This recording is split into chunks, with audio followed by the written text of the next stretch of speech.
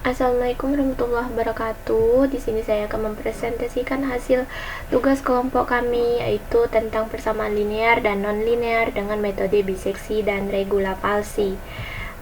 Di sini dengan beranggotakan kelompok Ahmad Al-Fajri dan Asiman Juntak dan saya sendiri Janisha Elvira.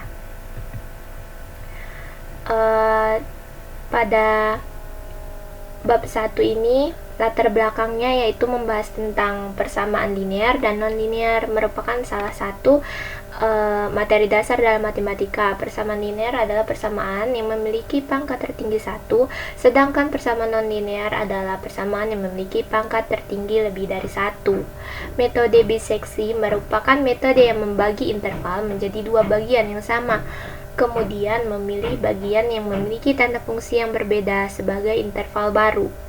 Kemudian ada metode regula falsi, merupakan metode yang membagi interval menjadi dua bagian yang memiliki tanda fungsi yang sama.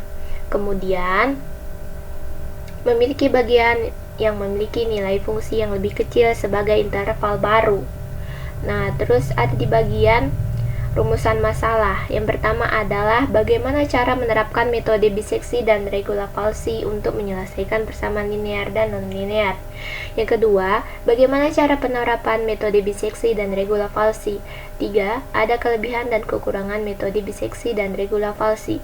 Tujuannya yaitu untuk memberikan pemahaman mengenai metode biseksi dan regula falsi untuk menyelesaikan persamaan linear dan non-linear.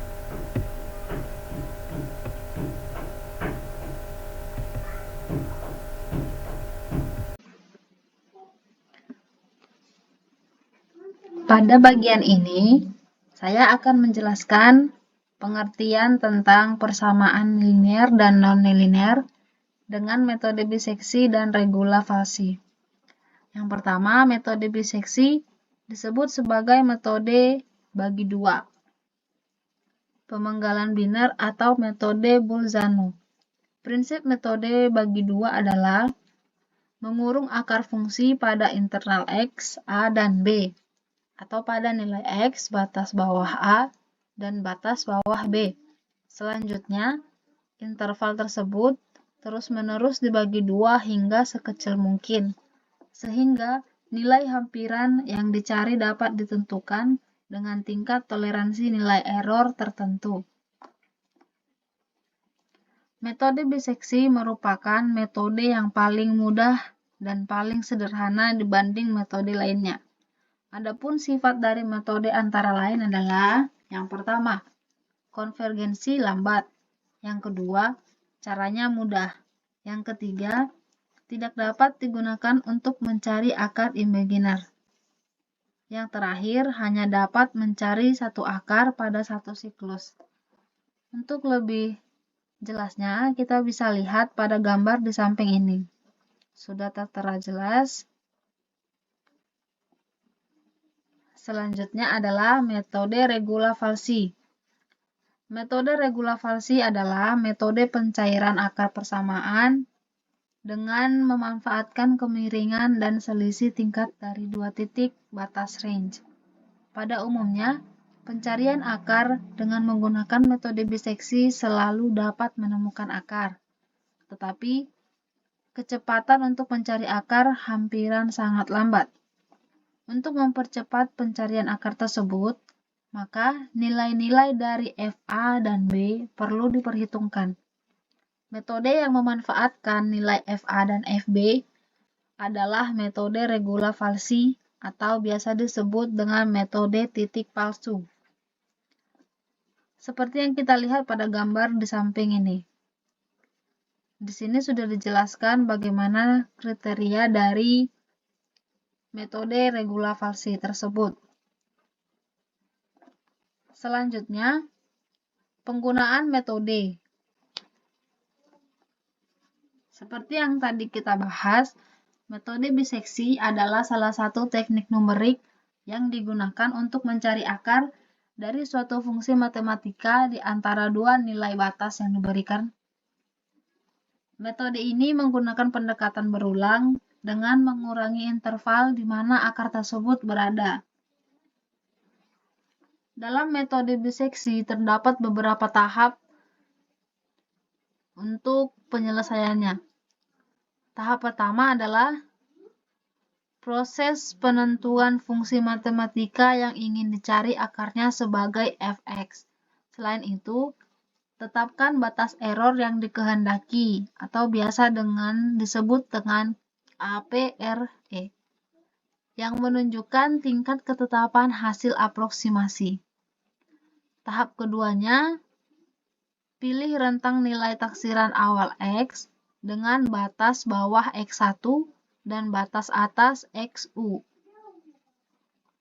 Pastikan bahwa fx1 dan fxu kurang lebih dari 0, yang menandakan bahwa fungsi memilih akar di dalam interval tersebut.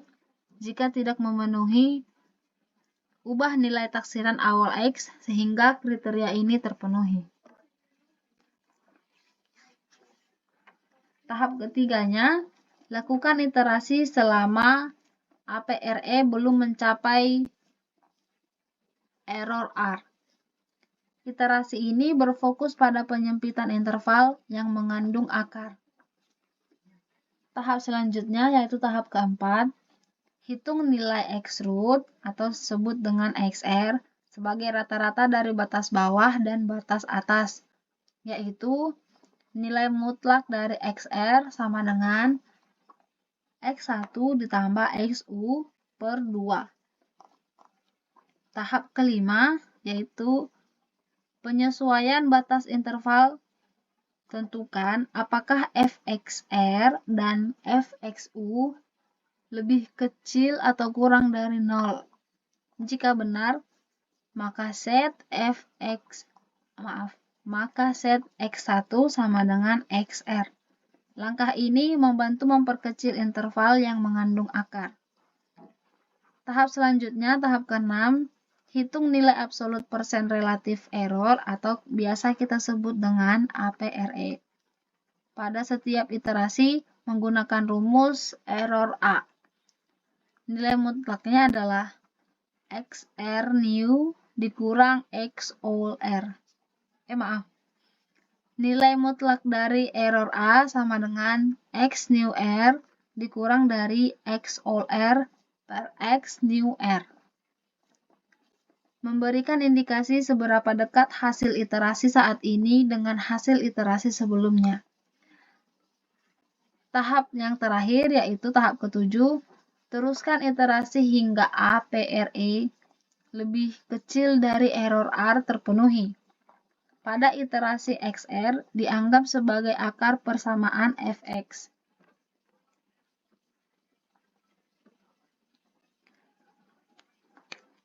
Selanjutnya, di sini kita bisa lihat algoritma dan flowchart metode biseksi. Agar lebih memahami, terdapat gambar dan penjelasan di kedua sisi di sini. Ini adalah gambar dari flowchart biseksi. Penjelasannya adalah algoritma biseksi. Yang pertama, tentukan fungsi matematika sesuai persoalan fx dan batas error yang dikehendaki oleh error R. Yang kedua, pilih rentang nilai taksiran awal X, batas bawah sebagai X1 dan batas atasnya sebagai XU.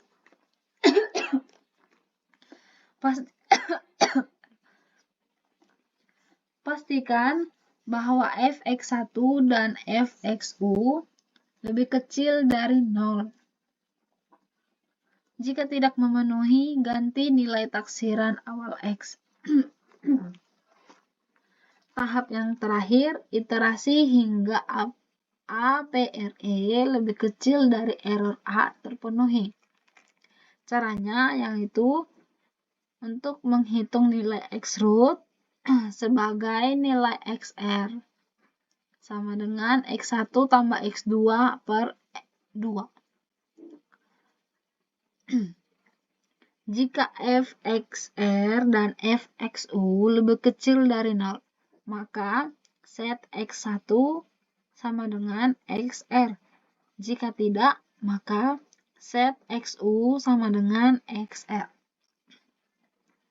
Setelah menghitung APRE iterasi dengan nilai mutlak error A sama dengan X new R dikurang X old R per X new R. Lalu nilai XR sebagai akar dari persamaan Fx.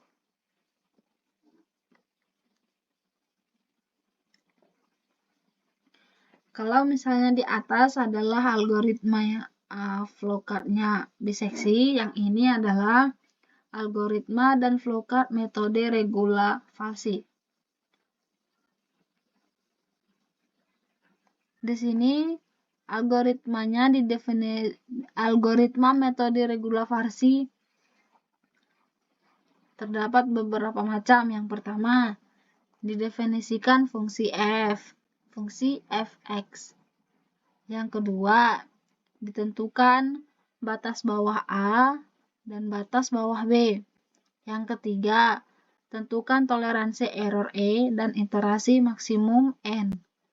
Yang keempat, hitung FA sama dengan FA dan FB sama dengan FB. Yang kelima, untuk iterasi I sama dengan 1 sampai dengan N atau error lebih besar dari E, di mana X sama dengan FBA dikurang FAB per FB dikurang FA. Lalu hitung Fx sama dengan Fx. Selanjutnya, hitung error sama dengan nilai mutlak Fx.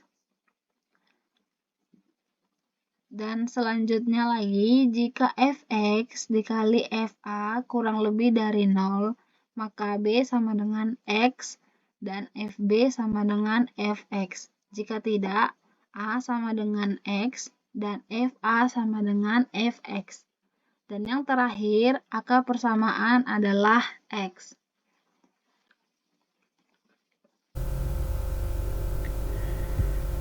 Di sini saya akan menjelaskan coding studi kasus dengan Python. Jika fx sama dengan x pangkat 2 kurang 2, tentukan x dengan x adalah bilangan positif. Jadi, kita ingin cari fx sama dengan x pangkat 2 dikurang 2, maka nilainya adalah akar 2. Secara visual, saya memilih batas bawah, dia itu 0 nih. Garis merah ini adalah batas bawah x1 sama dengan 0 dan xu ini batas atasnya itu 2, maka xr adalah yang hijaunya ini. Hijaunya ini kenapa dia bisa 1? Karena 0 ditambah dengan 2 dibagi dengan 2 juga hasilnya kan 1, maka akarnya itu ada di tengah-tengah sini, yang hijaunya ini. Terus kita cek kalau tadi secara matematis kan fxr di garis hijau dikali fxu hasilnya negatif, berarti akarnya di garis warna hitam nih, di garis warna hitam ini.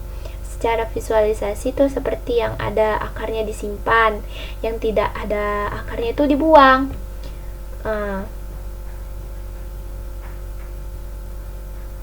Dibuangnya itu maksudnya dalam bentuk apa? Dibuangnya itu dalam bentuk x1 sama dengan xr. Nah, setelah kita mengetahui visualisasinya, baru kita lanjut ke codingannya. Ini saya sudah buatkan sebelumnya algoritma codingan studi kasusnya, Nah, di sini pertama kan ada def ya kan, def fx sama dengan return x pangkat 2 kurang 2. Nah, fx itu fungsi untuk membuat fungsi kita, maksudnya itu tentukan fungsi yang akan kita cari nilainya.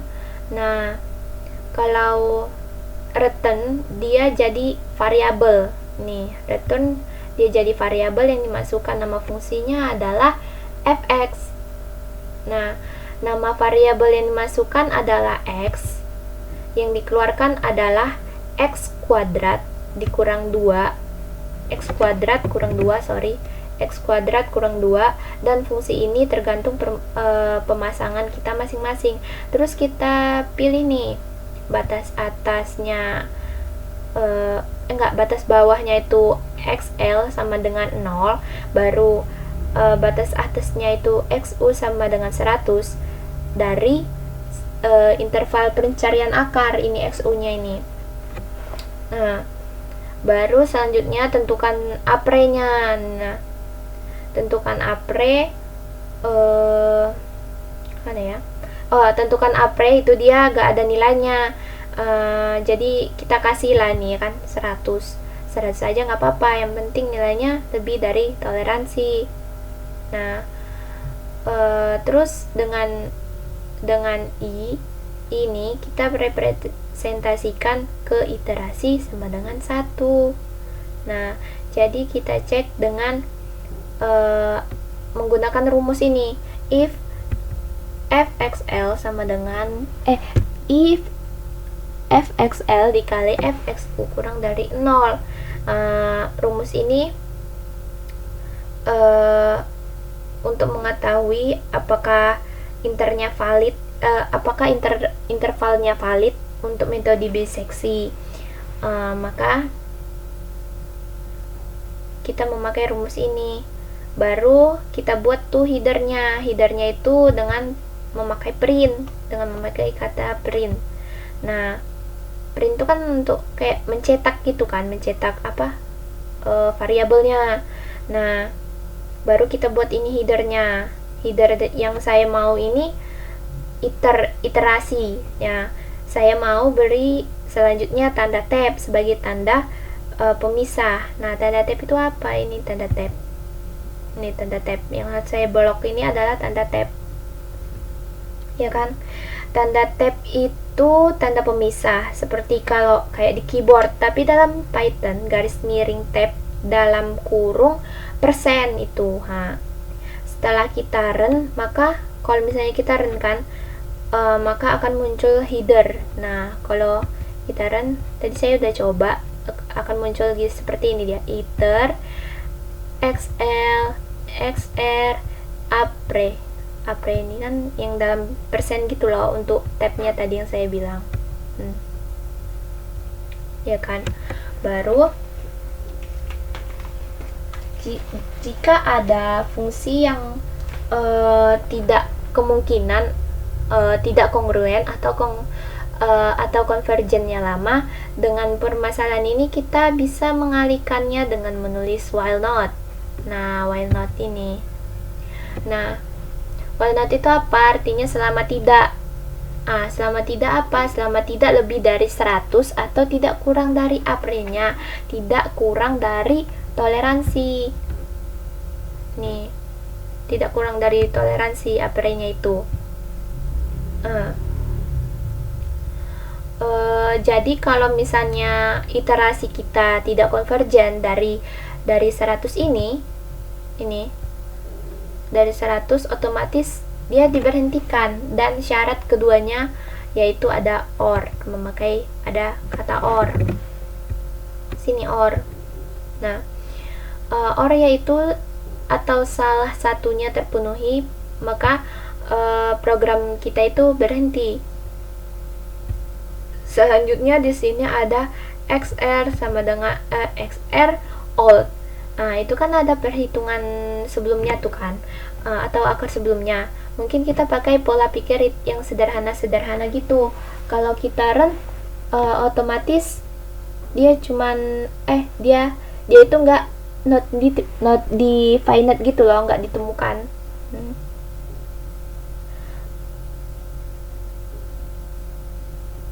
Not defined itu maksudnya xr tidak ada, maka kalau cuma sampai sini ya, kalau cuma sampai sini kita run, berarti xr-nya itu nggak ada, not defined. Nah, jadi bagaimana maka kita bisa mengcounter masalah ini kalau iterasi lebih dari satu, ya kan. Iterasi lebih dari satu maksudnya iterasinya itu bukan iterasi pertama, karena iterasi pertama itu pasti sudah punya nilai dari XR. Nah, nilai dari XR ini. Jadi bagaimana kalau kita pakai iterasi pertama ini, pakai iterasi pertama ini kita bisa pakai else. Nah, else kalau iterasi yang pertama XR-nya kita pakai XL nih kan, selanjutnya kita akan menghitung XR-nya. Nah, XR-nya sama dengan XL ditambah XU dibagi 2. Nah, baru print nih, print dengan mengatur format luarannya itu berapa itu loh. Angkanya itu ditulis apa, apakah integer yang gak ada komanya atau desimal, dan juga ada berapa banyak angka di belakang desimal untuk bisa kita aturnya seperti ini. Jadi kita buat tanda format itu yang seperti kurung kurawal nih. Saya buat kan udah ada kurung kurawal tuh kurung kurawal kan. Terus pertama ini kita kasih 0, maksudnya adalah indeksnya keberapa tuh, 0 itu indeksnya keberapa. Baru selanjutnya ada angka setelah ini, yaitu berapa banyak angka setelah koma. Ini 1, 2, 3, 4, berapa banyak angka yang setelah koma gitu loh. Jadi iterasi itu kan adalah integer. Ini bisa kita ubah bukan F tapi D nih. Kenapa di sini kok di sini Jan gak pakai D, kok di sini pakai F gitu kan. Nah, D itu kan integer ya. Kalau maksudnya D ini dipakai dalam iterasi tapi dia integer gitu. Terus kalau misalnya di sini F, kok bisa sih di sini F? Nah, F itu kan fix. Nah, lanjut lagi. Sorry ada kayak pemotongan gitu tadi. F itu kan adalah fixed ya kan.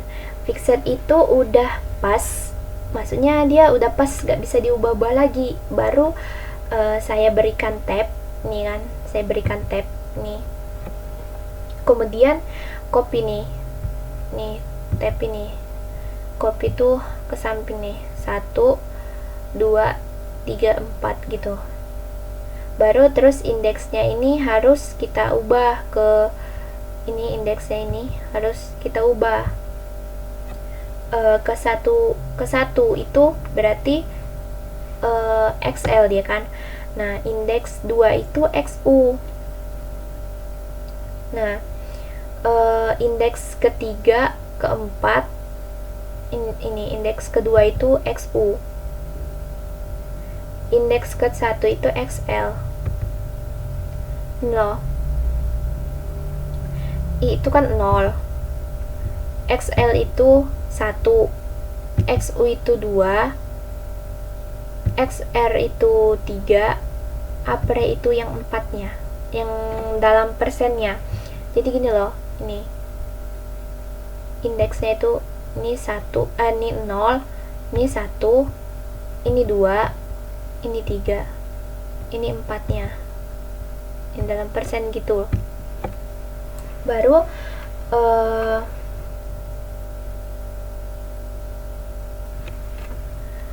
APRE-nya itu bisa saya atur berapa banyak. Nah, berapa banyak setelah tanda di belakang koma. Mungkin bisa kita atur saja 6 ya kan. Nih, 6 biar sama gitu. Ini 6, ini 6, ini 6, ini 6. Terus kita hitung nih errornya. Nilai errornya adalah nilai absolut. Nah, ini dengan memakai APRE untuk menghitung nilai errornya, apre sama dengan nampi sama absolut. Baru kita tambahkan ini import nampi s nampi. Nah, baru apre sama dengan nilai absolut nampi dari xr dikurangi dari xr sebelumnya. Tuh loh, sebelumnya dibagi dengan xr yang sekarang. Nah, baru dikali dengan 100. Karena saya mau dalam persen kan, makanya saya dikali 100. Kan kita sudah ada fxr tuh kan. Baru kita cek apakah fxr dikali fxu kurang dari 0, s nya positif atau negatif. Maka kita tuliskan if nih. Jika, if itu jika itu maksudnya if itu fungsi kita f sama dengan if fxr dikali fxu, itu dia nanti hasilnya bakal jadi negatif lah. Maka yang kita buang adalah ini xl sama dengan xr. Nah, sebaliknya kita tidak perlu pakai if lagi. Jadi kita udah pakai else karena kita udah buang gitu kan, makanya kita pakai else. Sebaliknya yang kita buang adalah xu sama dengan xr. Nah, terus saya mau lihat dia nih, dia iterasi keberapa, jadi tulis nih. Karena saya mau lihat di iterasi berapa, saya tulis nih i sama dengan i ditambah 1. Fungsinya adalah agar kita tahu sampai ke iterasi keberapa. Nah, sampai ke iterasi berapa dia berhenti tuh kan. Nah, baru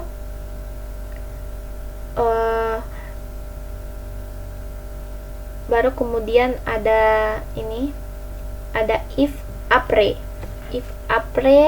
kurang dari toleransi. Nah, di sini untuk mengubah kondisi apakah apre-nya masih dalam persen atau enggak gitu loh. Kemudian ada print hore, akhirnya ketemu akar persamaan xr. Karena saya pilih akar rentangnya itu 0 sampai 100 nih kan, akar rentangnya ini kan 0 sampai 100.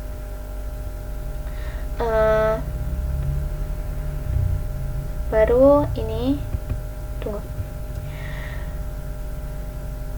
ini pakai else ya kan, baru pakai else. Karena kenapa saya pilih sebelumnya saya pilih 0 sampai 100 karena untuk memerlukan iterasi 1 sampai 17 gitu, dan output akar persamaannya adalah ini 1.41372. Dan pada bagian penutup ini ada kesimpulannya itu dari makalah ini, yaitu metode biseksi dan regula falsi adalah metode numerik untuk menyelesaikan persamaan linear dan non-linear. Metode biseksi bekerja dengan membagi interval akar menjadi dua bagian yang sama, kemudian memilih bagian yang berisi akar. Sarannya adalah penulisan kode program sebaiknya dilakukan dalam bahasa pemrograman yang lebih bagus dalam hal grafik dan akurasi.